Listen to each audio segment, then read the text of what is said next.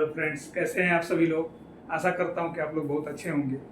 अगर आप चैनल पे नए हैं तो चैनल को सब्सक्राइब कर लीजिए, लाइक करिए, कमेंट करिए और अपने फ्रेंड्स के साथ शेयर कीजिए। आज हम आपको पढ़ाएंगे इलेक्ट्रॉनिक कॉन्फ़िगरेशन। जैसा कि पिछली वीडियो में हमने आपको पढ़ाया था एटॉमिक स्ट्रक्चर। एटॉमिक स्ट्रक्चर में हमने आपको बताया था कि जो एटम होता है, एटम के अंदर जो इलेक्ट्रॉन हैं, न्यूट्रॉन हैं और प्रोटॉन हैं, उनका कैसे क्या समावेश है और वो कैसे मतलब एटम के अंदर मूव करते हैं, ये सारी चीजें मैंने पिछले चैप्टर में आपको पढ़ाया है। लेकिन अब हम आपको पढ़ाएंगे इलेक्ट्रॉनिक कॉन्फ़िगरेशन। सबसे पहले हम ये जानेंगे कि इलेक्ट्रॉनिक कॉन्फ़िगरेशन है क्या। तो इलेक्ट्रॉनिक कॉन्फ़िगरेशन हिंदी में उसको कहते हैं इलेक्ट्रॉनिक विन्यास। क्या कहते हैं? इलेक्ट्रॉनिक विन्यास। इलेक्ट्रॉनिक विन्यास जो है वो कहते हैं कि जैसे एक परमाणु जो है, परमाणु एटम के न्यूक्लियस में न्यूट्रॉन और प्रोटॉन होते हैं और बाहरी कक्षा में इलेक्ट्रॉन जो है क्या करता है? चक्कर लगाता रहता है। तो इलेक्ट्रॉनिक कॉन्फ़िगरेशन, इलेक्ट्रॉनिक विन्यास, अभी जो क्वेश्चन हमारे सामने है कि इलेक्ट्रॉनिक विन्यास किसे कहते हैं, तो उसको परिभाषित किया जा सकता है कि एटम के अंदर, परमाणु के अंदर इलेक्ट्रॉनों की जो व्यवस्था की गई है, इलेक्ट्रॉनों की जो व्यवस्था की गई है उसको इलेक्ट्रॉनिक विन्यास कहते हैं। परमाणु के अंदर इलेक्ट्रॉनों की जो व्यवस्था की गई है। What do you mean by electronic configuration? The arrangement of electron in orbit, the arrangement of electron in orbit around the atom nucleus, around the atomic nucleus. Are you understand? Yes. अब जो है इलेक्ट्रॉनों की जो व्यवस्था की गई है, अब इलेक्ट्रॉनिक विन्यास जो है वो कैसे बताया था मैंने पिछले वीडियो में आपको। मैंने बताया था कि जो इलेक्ट्रॉन हैं उनको चार भागों में डिवाइड किया गया है, चार ब्लॉक बनाए गए हैं, एस, पी, डी और एफ। तो जो एस है, एस, पी, डी और एफ, एस, पी, डी और एफ, ये चार ब्लॉक बनाए गए हैं। चार ब्लॉक जो पीरियोडिक टेबल है उसमें एलिमेंट को रखा गया है। किस व्यवस्था से एस, पी, डी और एफ में रखा जाता है वो सारी चीजें मैं आपको बताऊंगा। तो जैसे एस में है, एस में एक 1 से 2 इलेक्ट्रॉन होते हैं, 1 से 2 इलेक्ट्रॉन। पी में 1 से 10 इलेक्ट्रॉन। मैं रिवाइज कर रहा हूं, पिछली वीडियो में मैंने आपको बताया था। डी ब्लॉक में 1 से, पी में 1 से 6, डी में 1 से 10 और एफ में 1 से 14 इलेक्ट्रॉन होते हैं। जो इलेक्ट्रॉनिक कॉन्फ़िगरेशन है वो कैसे किया जाता है, तो सबसे बड़ी बात है कि किसी भी एटम, किसी भी एटॉमिक नंबर, किसी भी एलिमेंट का एटॉमिक कॉन्फ़िगरेशन करने के लिए, इलेक्ट्रॉनिक कॉन्फ़िगरेशन करने के लिए सबसे पहले हमको उसका एटॉमिक नंबर चाहिए। जैसे मान लीजिए कि मैंने एक एलिमेंट लिया, सोडियम। क्या लिया? सोडियम। सोडियम का एटॉमिक नंबर क्या होता है? 11। अब हमसे कोई बोले कि इसका इलेक्ट्रॉनिक कॉन्फ़िगरेशन करो, तो इसका इलेक्ट्रॉनिक कॉन्फ़िगरेशन कैसे होता है? 1s2, 2s2, 2p6, 3s1। ये इसका इलेक्ट्रॉनिक कॉन्फ़िगरेशन है। इसमें जो है 2, 2, 6 और 1 जो है ये इलेक्ट्रॉनों की संख्या है, नंबर ऑफ इलेक्ट्रॉन हैं। अब जो है सबसे लास्ट में आता है 3s1। कहने का मतलब है जो 1 है s ब्लॉक के इसके बाहरी कक्षा में एक इलेक्ट्रॉन है। लेकिन ये कैसे हुआ, कैसे मेरे को कैसे पता कि ये 1s2 होना चाहिए, 2s2 होना चाहिए, 2p6 3s1, ये कैसे आया, कैसे इसका विन्यास किया गया, कैसे कॉन्फ़िगरेशन किया गया इसका, तो ये मैं आपको आज बताऊंगा। अब आपको तो पता तो हो ही गया होगा कि जो एटम है, एटम के का एक न्यूक्लियस होता है, न्यूक्लियस के अंदर न्यूट्रॉन और प्रोटॉन होते हैं, बाहरी कक्षा में इलेक्ट्रॉन चक्कर लगाते रहते हैं, आपको पता है इतना। अब इसके आगे मैं आपको बताऊंगा कि कैसे इलेक्ट्रॉनिक कॉन्फ़िगरेशन किसी एलिमेंट का करते हैं। तो उसका एक सिंपल सा फार्मूला है जो हमारे केमिस्ट्री में बताया गया है। सबसे पहले हम क्या करेंगे, यहाँ पे 4 ब्लॉक है S, P, D और F।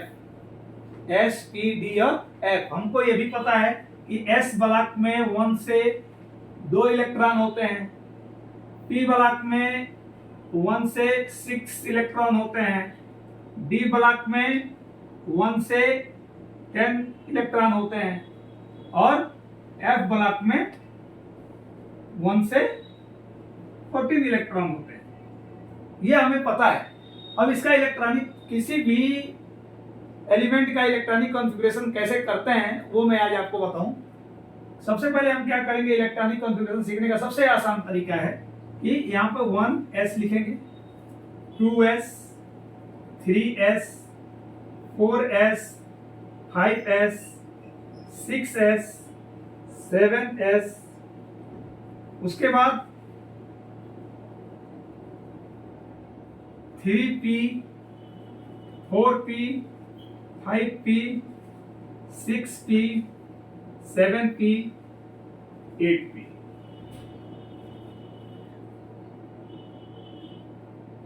Three D, 4d, 5d, 6d, 7d, 4f, 5f, 6f, 7f। ये जो मैं आपको बता रहा हूं आज इलेक्ट्रॉनिक कॉन्फ़िगरेशन, ये इसी के माध्यम से पीरियोडिक टेबल में सारे एलिमेंट को रखा गया है। इसी इलेक्ट्रॉनिक कॉन्फ़िगरेशन से हमें ये पता चलता है कि उसकी बाहरी कक्षा में कितने इलेक्ट्रॉन हैं।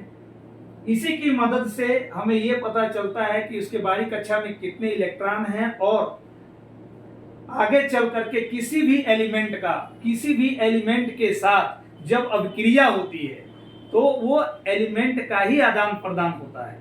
तो मैं आपको बताऊं कि कैसे इलेक्ट्रॉनिक कॉन्फ़िगरेशन होता है।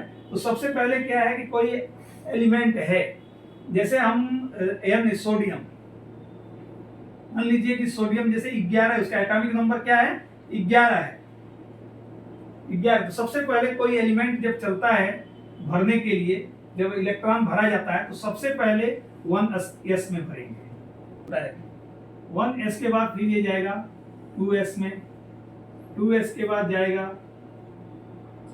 2p3s में, इसके बाद इसका जाएगा फिर 3p4s में, फिर यहां से जाएगा 3d 4p 5s,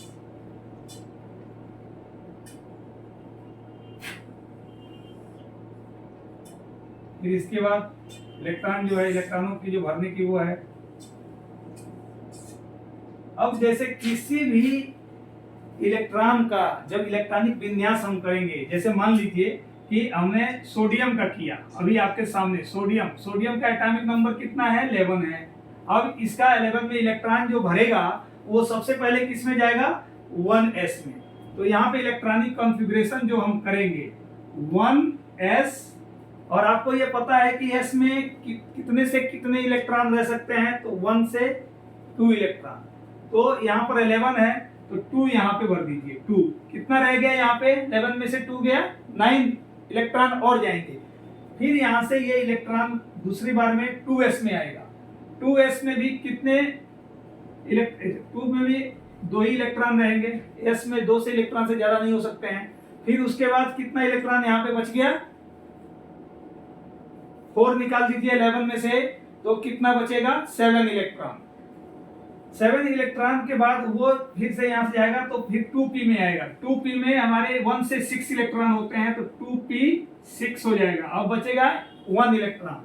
2p के बाद 3s में आएगा, फिर जो बचा हुआ इलेक्ट्रॉन है वो 3s में जाएगा, 3s1। तो इसका इलेक्ट्रॉनिक कॉन्फ़िगरेशन हम ऐसे करेंगे। अगर हम किसी और भी बड़े, जैसे मान लीजिए कोई ऐसा एलिमेंट हो जैसे p ब्लॉक में जाने वाला हो, तो p ब्लॉक में उसका भी हम कर सकते हैं। कैसे करेंगे इलेक्ट्रॉनिक विन्यास उसका, तो उसका इलेक्ट्रॉनिक विन्यास मैं आपको बताऊं। जैसे मान लीजिए कि किसी का एटम का एटॉमिक नंबर, जैसे एल्युमिनियम है, एल्युमिनियम का एटॉमिक नंबर कितना होता है 13 होता है। कितना होता है 13। तो इसका इलेक्ट्रॉनिक विन्यास अगर हमें कोई बोले करने के लिए तो ये होगा 1s2 2s2 2p6 2p6 3s2 2p6 3s2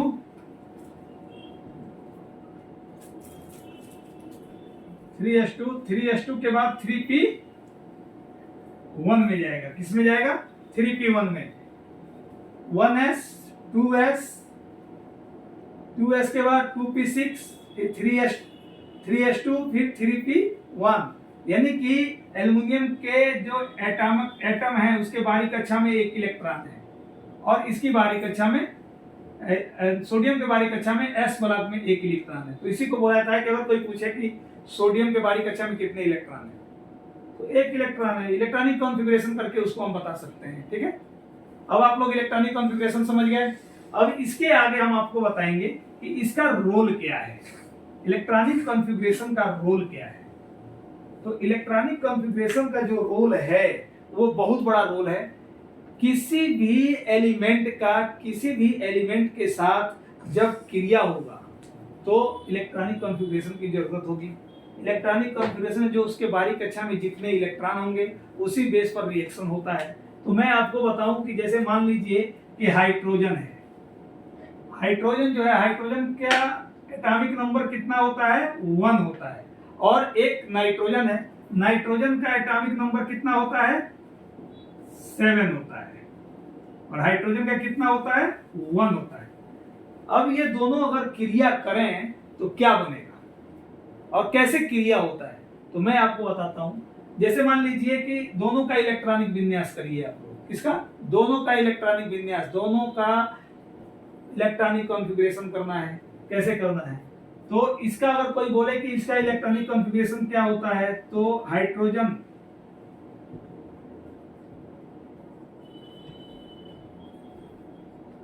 electronic configuration of hydrogen. सबसे पहले हम हाइड्रोजन का इलेक्ट्रॉनिक विन्यास कैसे करेंगे। हाइड्रोजन का एटॉमिक नंबर 1 है तो 1s1 और नाइट्रोजन का अगर इलेक्ट्रॉनिक विन्यास करना हो तो नाइट्रोजन का इलेक्ट्रॉनिक विन्यास कितना है, एटॉमिक नंबर कितना है 7 है।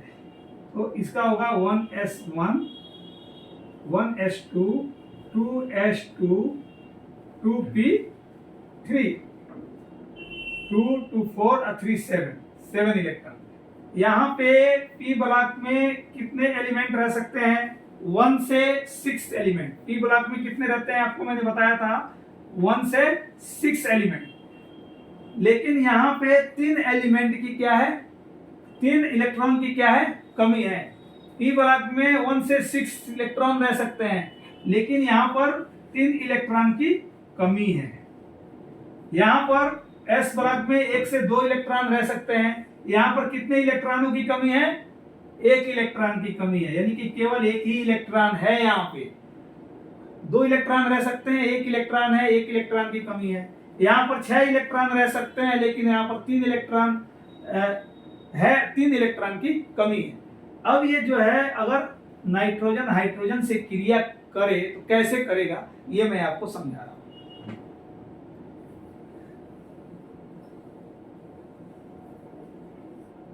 नाइट्रोजन के बारी कक्षा में, नाइट्रोजन जो है, नाइट्रोजन के बारी कक्षा में कितने इलेक्ट्रॉन हैं? मान लीजिए ये इलेक्ट्रॉन है, कितने इलेक्ट्रॉन हैं? 3 इलेक्ट्रॉन है। और हाइड्रोजन के बारी कक्षा में कितने इलेक्ट्रॉन है? हाइड्रोजन के बारी कक्षा में 1 इलेक्ट्रॉन है, 1 इलेक्ट्रॉन है। फिर नाइट्रोजन और हाइड्रोजन अगर आपस में क्रिया करेंगे तो यहाँ पर 3 इलेक्ट्रॉनों की कमी है, तो 3 इलेक्ट्रॉन अगर ये पूरा करेगा तो इसका ऑर्बिट पूरा हो जाएगा। तो उसके लिए ये क्या करता है, नाइट्रोजन जो है अगर अब क्रिया करेगा अमोनिया बनाने के लिए, तो अपने जो 3 इलेक्ट्रॉन है वो 3 हाइड्रोजन को ढूंढेगा और हाइड्रोजन से एक एक इलेक्ट्रॉन साझा कर लेगा, जिससे इसके भी ऑर्बिट, हाइड्रोजन के भी ऑर्बिट पूरे हो जाएंगे और नाइट्रोजन के भी ऑर्बिट पूरे हो जाएंगे।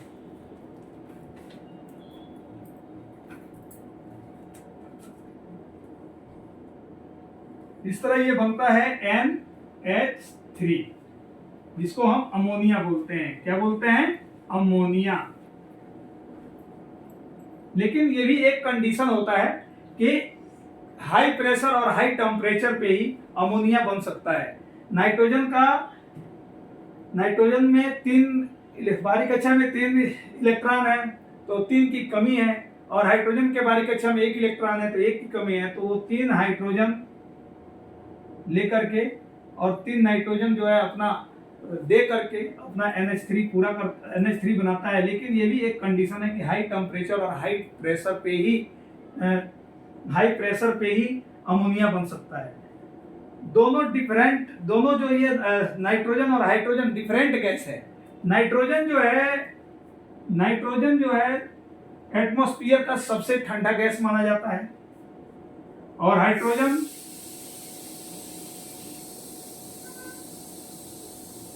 सबसे गर्म गैस माना जाता है। कहने का मतलब यह है कि नाइट्रोजन और हाइड्रोजन दोनों उसी अवस्था में एक दूसरे से क्रिया करेंगे जब हाई टेम्परेचर और हाई प्रेशर हो। इस तरह मैं समझता हूं कि आप इलेक्ट्रॉनिक कॉन्फ़िगरेशन समझ चुके होंगे और इसका केमिस्ट्री के अंदर एक दूसरे से अभिक्रिया करने में और केमिस्ट्री को आगे बढ़ाने में कितना अहम रोल है, ये इलेक्ट्रॉनिक कॉन्फ़िगरेशन के माध्यम से ही सारा कुछ होता है। किसी भी तत्व का क्रिया करने के लिए, किसी भी एलिमेंट का क्रिया अगर करना है किसी भी एलिमेंट के साथ, तो उसमें परमाणु क्रमांक का, एटॉमिक नंबर का बहुत बड़ा रोल होता है। कहने का मतलब यह है कि तत्वों के भौतिक और रासायनिक गुण उसके परमाणु क्रमांक के आवर्ती फलन होते हैं। The physical and chemical properties of elements are periodic function of their atomic number। जो आवर्ती फलन का मतलब यह है कि क्रिया कैसे भी हो लेकिन हर दशा में उसका एटॉमिक नंबर जो है वो नहीं बदलता है। तो अब मैं समझ चुका हूं कि अब आपको इलेक्ट्रॉनिक कॉन्फ़िगरेशन समझ में आ चुका होगा। तो इसी के साथ अब अगले वीडियो में फिर मिलेंगे, तब तक के लिए धन्यवाद।